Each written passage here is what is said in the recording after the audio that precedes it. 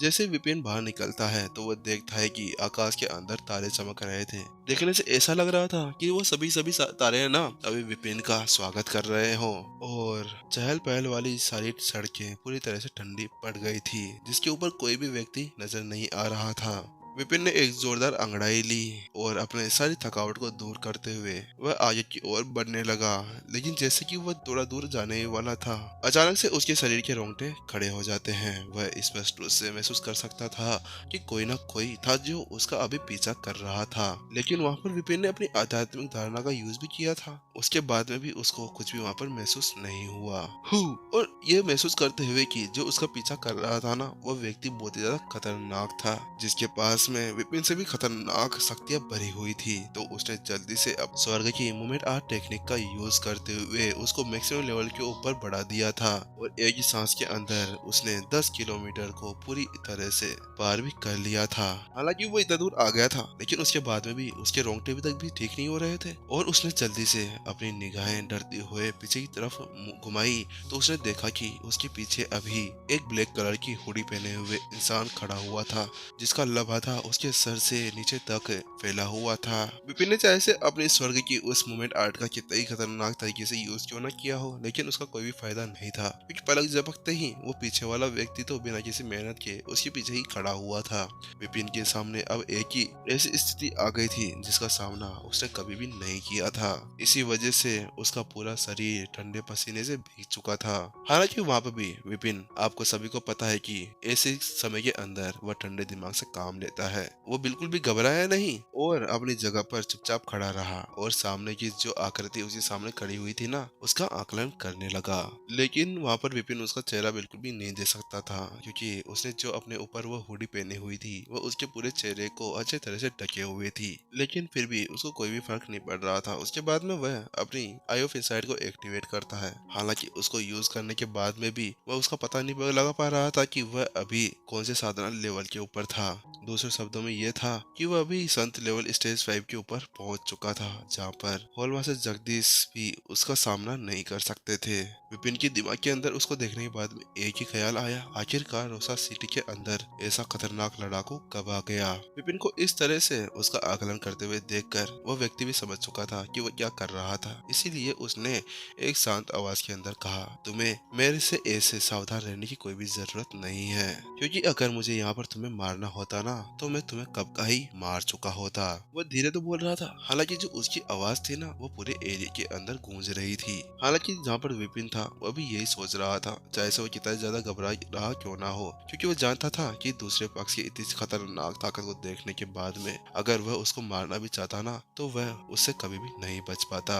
इसीलिए उसने ठंडे दिमाग से काम लिया और जल्दी से अपनी मुट्ठी पकड़ते हुए वह अपने सामने खड़े हुए व्यक्ति से कहता है, एल्डर, आपको मुझसे क्या काम है? क्या आप यहाँ पर मेरा इंतजार कर रहे थे? क्योंकि वास्तव में जब विपिन मूल्यांकन हॉल से बाहर निकला था ना तो उसी समय उसने उसे नोटिस कर लिया था, जिसका मतलब तो ये था कि वास्तव में दूसरी पार्टी उसका बहुत समय से इंतजार कर रही थी। लेकिन जहाँ पर विपिन ने वह सवाल पूछा ही था, उससे अलग उसका जवाब देने की जगह दूसरे व्यक्ति ने अपने दोनों हाथों को अपने पीठ के पीछे रख लिया और उसने एक हल्की सी मुस्कान के साथ में कहा, वाह, मानना पड़ेगा, तुमने तो एक ही पल के अंदर मेरी आभा को नोटिस कर लिया था, क्योंकि उस समय केवल मैंने अपने ओरा को एक बार ही रिलीज किया था। इसको देखने के बाद में मैं बता सकता हूँ कि तुम वास्तव में एक काफी प्रतिभाशाली व्यक्ति हो।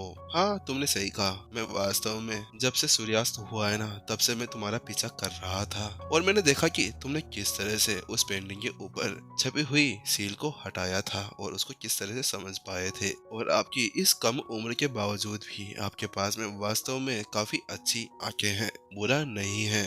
क्या क्या आप वास्तव में मेरा पीछा सूर्यास्त से कर रहे थे? विपिन ने अपनी आंखें घबराहट से सिकोड़ ली, क्योंकि दिन के अंदर जो उसके साथ में राजा भद्र के साथ में वो दुर्घटना हुई थी ना, उसके बाद में वह अपने आसपास में पूरी तरह से ध्यान से चल रहा था और इसके अलावा उसकी शक्ति पहले से ही बढ़ चुकी थी। लेकिन उसके बाद में भी वह सामने वाले को बिल्कुल भी महसूस नहीं कर पा रहा था। यही सोचते हुए विपिन के रोंगटे वापस से खड़े हो जाते हैं, क्योंकि ये बहुत ही ज्यादा डरावना था। उसके बाद में विपिन फिर से एक शांति की आवाज के साथ में कहता है, तो क्या मैं मैं एल्डर से पूछ सकता हूँ कि आखिरकार आप मेरा पीछा क्यों कर रहे थे। उसी के साथ में विपिन अपनी स्वर्ग की लाइब्रेरी का भी यूज कर रहा था, लेकिन इतना सब कुछ करने के बाद में भी उसके लाइब्रेरी के अंदर एक भी बुक नहीं आई थी। हालांकि वहाँ पर बुक आ भी कैसे सकती थी, क्योंकि विपिन भी जानता था कि जब तक दूसरी पार्टी कोई भी युद्ध टेक्निक का यूज नहीं करेगी ना, तब तक वो उसके ऊपर कोई भी बुक नहीं बना पाएगा। विपिन की बात सुनने के बाद में उसने जवाब दिया, मैं तुमसे ज्यादा कुछ नहीं चाहता, बस मैं तो ये जानना चाहता हूँ कि क्या तुम्हारे पास में वह सारी योग्यता या फिर वह सभी क्षमता है जो तुम चाहते हो। इतना कहने के साथ में उसने अपने ऊपर जो हुडी पहनी हुई थी ना, उसको भी हटा दिया था। उसके बाद में ही ये पता चला था कि जो बूढ़ा व्यक्ति अभी उसके सामने खड़ा था ना, वह 60 के दशक के अंदर ही था। लेकिन उसको देखने के बाद में विपिन कंफ्यूज हो गया, क्योंकि वास्तव में आज तक उसने कभी भी इसको कहीं पे भी नहीं देखा था। और अगले ही पल विपिन के चेहरे के ऊपर अब झुर्री आने शुरू हो गई थी, क्योंकि अचानक से उसका दम घुटने लगा था।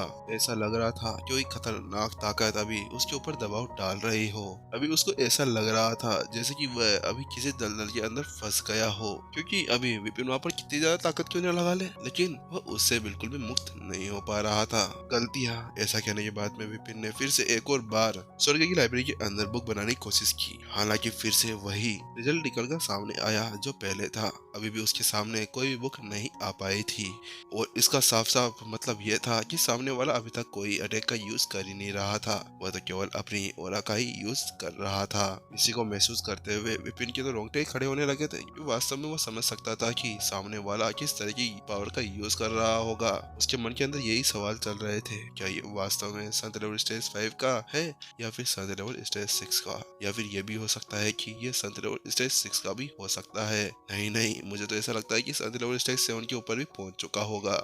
विपिन वहाँ पर बहुत ही बड़े खतरे के अंदर था। हालांकि वह जानता था कि अभी ये घबराने का समय नहीं था, इसीलिए उसने अपने आप को संभाला और जल्दी से अपनी आत्माई गहराई को बढ़ाना शुरू कर दिया। और जल्दी ही उसकी आवाज के अंदर एक अनोखी आभा महसूस हो सकती थी। एल्डर, आप ऐसा नहीं कर सकते। केवल अपनी ताकत को दिखाने के लिए आप मेरे को चोट पहुंचाने की कोशिश कर रहे हैं। आपको पता है ना, मैं केवल संत लेवल स्टेज 2 का लड़ाकू हूँ, और अगर आप कुछ भी दिखाने की मेरे को कोशिश क्यों ना कर ले, लेकिन मैं उसे नहीं समझ पाऊंगा। विपिन यहाँ पर जानता था कि विपिन के अंदर कोई भी ऐसी चीज नहीं थी जो सामने वाले से मेज खा सके। हालांकि जो उसकी आत्मा की गहराई थी ना, वही थी जो असाधारण रूप से शायद उसके आत्मा की गहराई के साथ में मेल खा सके। और विपिन ये सोच रहा था कि अगर कुछ समय के लिए वह अपने ऊपर से दूसरे ही पार्टी का ध्यान हटा सके, तो शायद उसके लिए ये कुछ समय होगा जिसके अंदर वो यहाँ से रफू चक्कर हो सके। बच्चे, तुम्हारी आत्माई गहराई वास्तव में बहुत ही ज्यादा अच्छी है, लेकिन जो तुम्हारी ये स्वर्ग की इच्छा का यूज कर रहे हो ना, ये थोड़ी सी कमी है। अभी सामने वाला व्यक्ति विपिन को पूरी तरह से स्कैन कर सकता था। अभी विपिन उसके सामने एक नंगा खड़ा हुआ पुतला था। उसकी वह बात सुनने के बाद में विपिन की रूह कांपने लगी थी। ऐसा लग रहा था किसी पर उसकी रूह उसकी बॉडी को छोड़कर वहां से भाग जाएगी। और अपनी गलती को छुपाने की जल्दी से उसने अपना हाथ हिला दिया। अरे अरे एल्डर, ऐसी कोई बात नहीं है। मेरे अंदर इतनी हिम्मत नहीं है कि मैं आपके सामने किसी तरह की भी गलती कर सकूं। आपको शायद थोड़ी सी गलतफहमी हुईगी। गलतफहमी। विपिन समझ चुका था कि उसकी इस तरह से छानबीन करने की वजह से वह ये बता सकता था कि सामने वाले की जो आत्माई गहराई थी ना, वह उससे कई गुना बढ़ चुकी थी।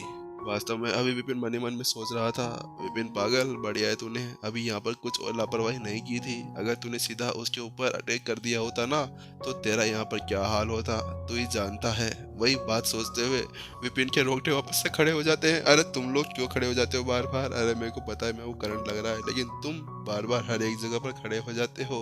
विपिन अपने आप को मन ही मन के अंदर कोस रहा था।